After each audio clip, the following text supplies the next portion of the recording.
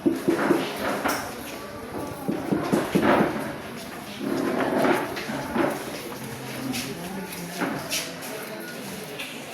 Nick! Gusto mo bang sumama? Saan? Regala kami sa plaza mamaya. Meron kasi mga rides sa Perla. Ang hindi mo na siguro ngayon. Ha? Bakit naman? Ayun lang to. Ay, kasi hindi ko pa nagkamo sa assignment ko. Ang dami pang kailangan ko gagawin. Tapos, deadline sa Monday. Kaya pa yan. Konting gala lang. Huwag ka mag-stress. Oo nga, Nick. Saglit lang naman. Sarap ng maraming sa perya ngayon sa Barbers College. Nagulantang si Neil. Gusto niyang sumama, pero alam niya kailangan niyang tapusin ang kanyang mga aralin. Mabuti naman at biglang dumating si Ella, isa sa kanyang matalik na kaibigan. Huwag niyo mag-stress si Neil. Malis na.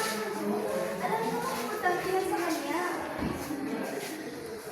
Napakamot sa ulo ang mga kaklase. Kitang-kita ang pagkadismaya sa kanilang mukha. Pero tumango sila ng may pag-unawa. Sige na nga, Nick. Susunod na lang ha. Ingat ka. Oo, sige. Good luck sa mga assignments mo. Sige, paalam.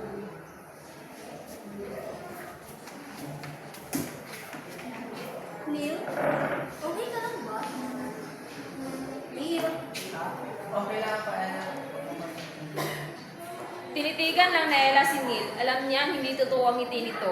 Kilala niya ang kanyang kaibigan. Alam ko may pinagdarating ka.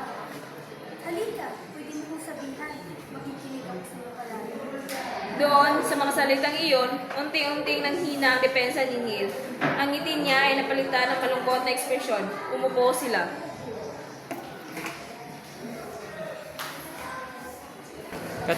Sobrang bigat na kasi, Ella. Naiintindihan ko. Gusto mo bang pag-usapan natin? Hindi mo na sa akin, Ella, pero salamat ha. Hindi na ako papasabay. Naku, ayos lang yun. Gusto ko lang din naman mag-focus ka dito.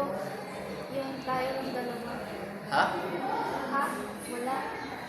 Nagkatinginan sila at sabay na napatawa.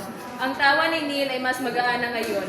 At sa wakas ay nakakita siya ng kaunting ginhawa sa gitna ng kanyang pinagdaanan. Dahil alam niya, may kaibigan siyang karamay.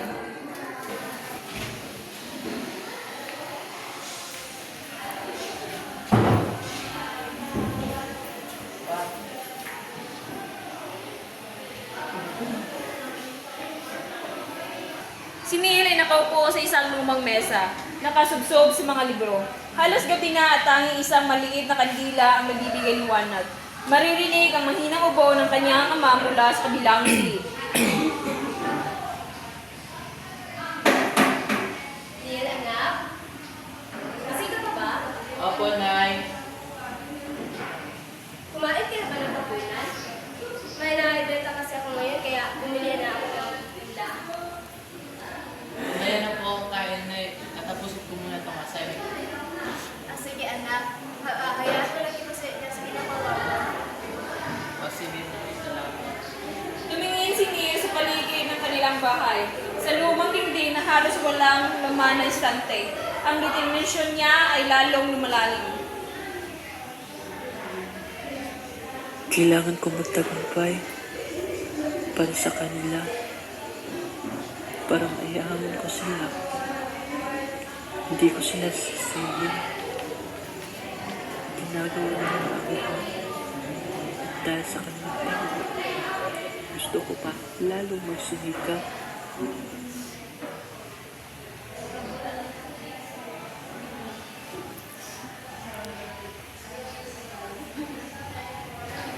Ilang sandali ang lumipas. Si Neil ay nasa kanyang kwarto. Nakaharap sa kanyang mga libro. Subalit pagkakataong ito, hindi siya nakapag-focus. Ang kanyang mga kamay ay nanginginig. Ang mga mata niya ay puno ng luha.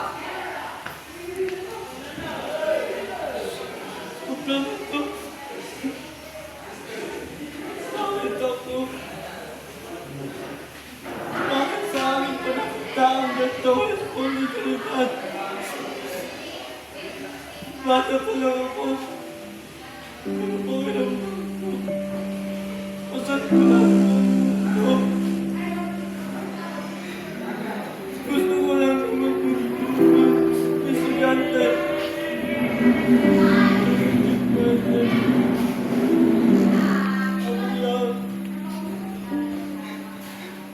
lang yung inaasahan nila mga ko. Tuluyan siya napahabulgol, tila naubusan ng hininga. Pakiramdam niya ay mag-isa siya, at walang sinuman ang nakakaintindi sa bigat ng kanyang dinadala. Nakaramdam siya ng matinding pagnanais na sumuko. Hindi ko na kaya. Hindi ko na alam kung gagawin ko.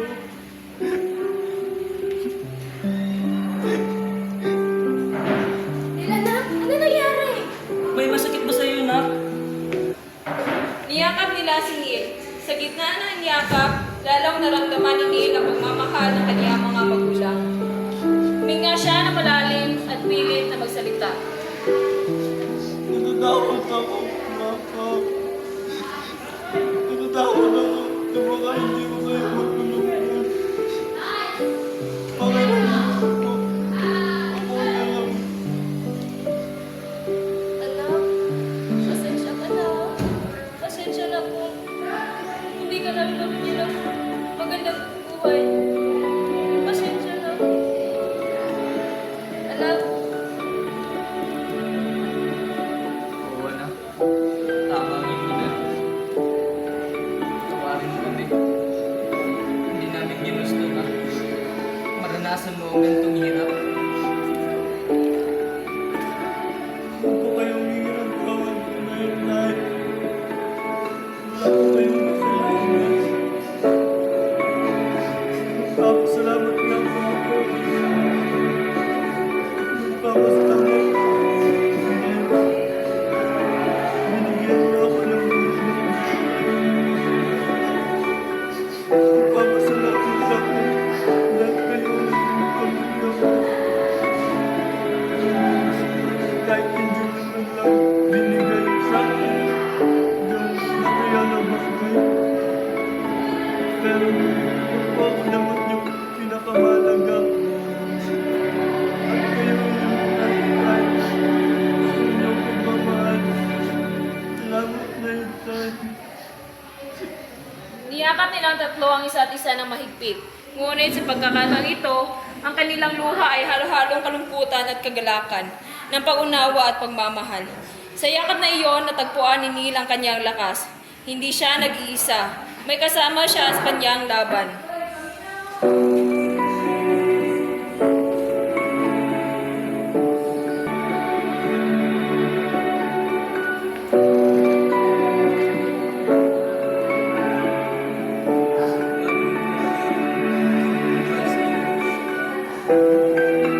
Bagaman tila walang katapusan ang mga pagsubok sa buhay ni Neil at ang bigat ng responsibilidad ay madalas bumabalot sa kanya. Hindi siya nag-iisa. Sa bawat hamon, nariyan ang pagmamahal at suporta ng kanyang pamilya. At sa gitna ng lahat, nariyan ang kanyang mga minamahal na nagbibigay ng lakas at pag-asa.